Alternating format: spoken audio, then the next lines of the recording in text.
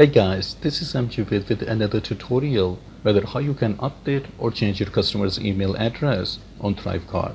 Well, to change or update your customer's email ID, sign into your account and click on Transactions tab.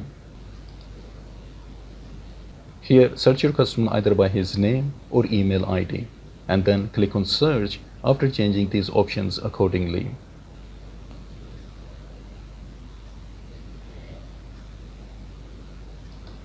It will show you the history of your customer's transactions. And here, click on the More button of any transaction to go to his profile.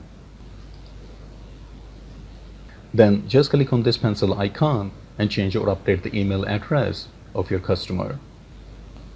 Remember, once you change the email address, the new invoices will be sent to the updated email address. Since I don't want to, I'm clicking on Cancel. And if you update your customer's email address, just click on Save Changes. And this is how you can change or update your customer's email address on Thrivecart. And if you have stayed this far, please consider supporting by liking, subscribing, and sharing your thoughts in the comments section. And I hope this will be helpful for someone out there.